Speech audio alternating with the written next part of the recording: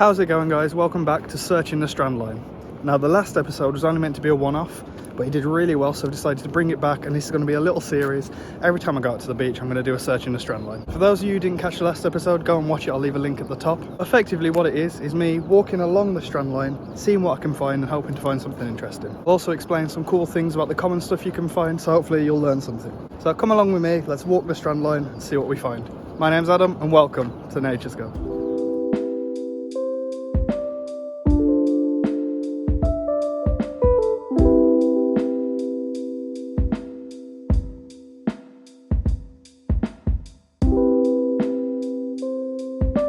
So I'm going to start this episode off like I did in the last episode, and that's by explaining what the Strandline is. The Strandline is the bit of the beach, which you can see here, where the tide's point reaches the highest.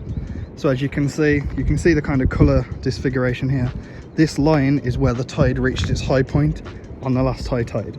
And this is where a lot of the stuff that you find on the beach, things like driftwood, seaweed, get washed up on. This is usually where you find some of the more interesting stuff. Now this beach is a little different, it's sandy. Last time I was on a rocky beach in North Wales, and this time I'm on a sandy beach in North Devon. Even though it's still a beach in the British Isles, they are completely different habitats. Rocky shores provide more places to hide, so you're more likely to find things like crabs and fish. But the sandy beaches make it easier for things like rays and sharks to move in, so you're more likely to find some of them washed up. The first obvious thing that's pointing out to me is there's a lot of washed up blue mussel shells. So this is a blue mussel shell, and it must be that out there in the deeper bits of the sea there must be a lot of blue mussel beds. There's lots of shells of varying sizes, some smaller, some bigger, but they seem to be everywhere on this shore, kind of mixed in with the rocks. I think this is the heavily decomposed bit of a jellyfish. We spoke a bit about jellyfish in the last episode. A lot of them are drifters, so they don't have too much control over the direction of movement. This means that when the current or the tide or the waves are really strong, they often get washed up along the Strandline. Just take a look at the size of some of the driftwood that's being washed up on this beach.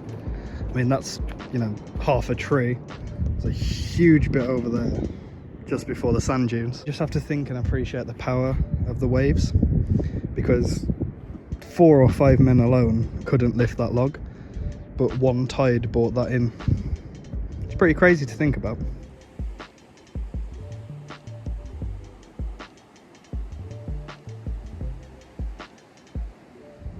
I'm finding quite a lot of these things. Now they're actually quite heavy and really dense.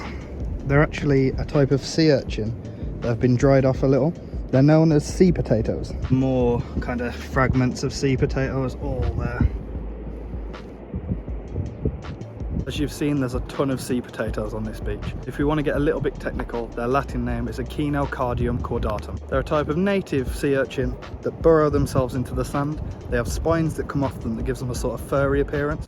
I'll try and put a photo up in one of the corners so that you can see what they look like when they're not kind of dried out. They have a little tiny foot at the bottom of the kind of potato, I guess, that they use to feed with. They're a pretty interesting species that can only be found in the kind of North Atlantic. So Devon's kind of one of the few places you'll see them. But I'm sure they do wash up in the rest of the UK as well.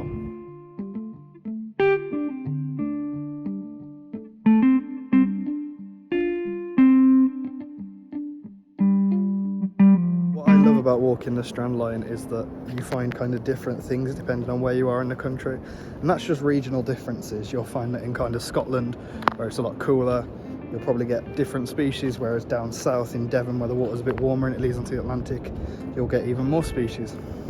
It's just really cool seeing the differences between strandlines across the country. Remember at the start of the episode where I said it's unlikely we'll find a crab because it's a sandy beach? Well, I was wrong. Here we have just the carapace, the top of the carapace. Now, as I mentioned in the last episode, carapace is just a fancy term for the body of the crab. But yeah, this is the top carapace of a crab. It's very blue. I don't know how well the camera's picking it up. But yeah, we'll get an idea on that and I'll put it on the screen now. Just look at the size of this razor clam. It's absolutely huge, kind of bigger than my hand. It's got these kind of barnacles coming off it. I'm not 100% what they are. Not sure if they're eggs of something. They look a bit like eggs, or whether they're the start of something like goose barnacles. But yeah, look at the colours on that. Lots of kind of browns and reds. That's really beautiful. something different. I hadn't seen this. I've been walking for about half an hour now and I hadn't seen a razor clam like this yet, so really interesting. Yeah, these are the sorts of razor clams that I've been finding across the beach so far. So as you can see, the one before is a completely different colour. Now this is a cuttlefish bone. Cuttlefish have one bone and this is it. So when they die, it gets washed up on the shore and it's kind of like a rugby ball shape. So this is kind of snapped in half, or a little bit at the bottom is snapped off. But they're pretty common on some beaches. So in the UK we have 3 types of cephalopods. They're the octopus, the squid and the cuttlefish, and that bone we just found there is a cuttlefish. As I'm actually walking, I found another really small cuttlefish bone here, so you can kind of grasp the size of them. If you go to pet shops quite a lot, you might notice that they sell cuttlefish bones. They're really good for people who have pet birds. You can put them in the cage and the birds can sharpen their beak on them. It's one of the really cool uses of the things that you can find quite commonly on the Strandline.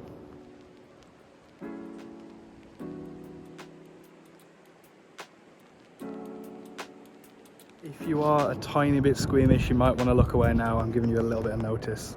This, I believe, is the very heavily decayed kind of section of a ray, and all that's left is the bones. So you can imagine a ray would have its wings kind of there and there, and yeah. So that's a ray, I believe. I'm not going to try and flip it over because, as you can see, some of the guts are kind of hanging out and it's covered in flies, so it's clearly been there for quite a while. You do get a really good look at where the mouth would have been though, and you can see how it has kind of a pointy nose. Another ray, this time slightly larger. You can see on the back, kind of the tail, the spines coming out of it. And this one's a lot easier to visualise where the wings would have been. Yeah, this one would have been huge. Imagine the size of it, kind of would have been like that. Really big. Another ray. This one's a different species for sure. You can see the more of the spines on there. That leads me to believe it might be a thornback ray. But yeah, it seems the rays are catching the brunt of whatever storms or high tides have been had here. So in the last episode it was the spider crabs that were taking the brunt of the storm, and we were finding really commonly washed up along the shoreline. But this time it seems to be the rays. Now, I did say at the start of the episode I thought we would find some rays, and that's just because of the sand. Rays kind of spend a lot of their time at the bottom, swimming along the sand. So if it's a really sandy bottomed beach, it's a lot easier for the ray to get around than it would be a hard rocked beach like the one you saw in the last episode. Easiest way I can explain it, I guess, is imagine taking off your shoes and walking into the sea. If it was sandier, you're going to find it a lot more comfortable than if it was rockier, and that would kind of bother you. Rays also face downwards, as you've seen with their mouth is at the bottom of them, so this makes it easier for them to feed if the bottom is sandy. So things like crabs, things like shrimps and the smaller fish that spend most of their time at the bottom of the seabed are likely victims of prey for the rays. It seems that the rays have caught the brunt of whatever storms or high tides or swells or whatever it is that have happened on this beach. I mean, I've found 5 already, and we've just got another one right there.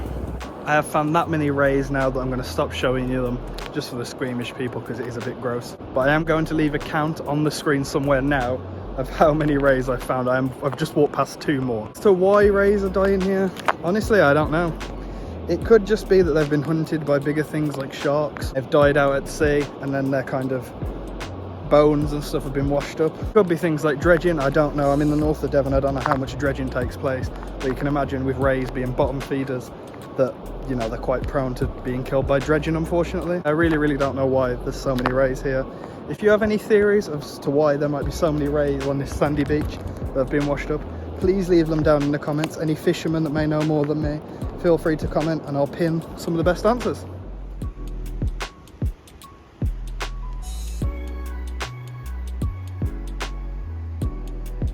So that's it from today's episode of Searching the Strandline. I really hope you enjoyed this one. We found some pretty cool stuff, the cuttlefish bones and the rays being the highlights for me. I found rays in the past washed up on the beach, but only kind of 1 or 2 at a time, never on this level where I've seen so many. So if you enjoyed the video, leave a like. Subscribe to Naturescope to not miss any more ocean themed content, including Searching the Strandlines. Have you been beachcombing recently? What did you find? Let me know in the comments below. And again, if you know what happened to these rays and why there's so many on this beach, again, feel free, any theories or facts, drop them in the comments. I'm going to turn back around now as I've come quite far down the beach. I started at that white hotel there. Thanks for watching the episode, and I'll see you guys next time. Cheers.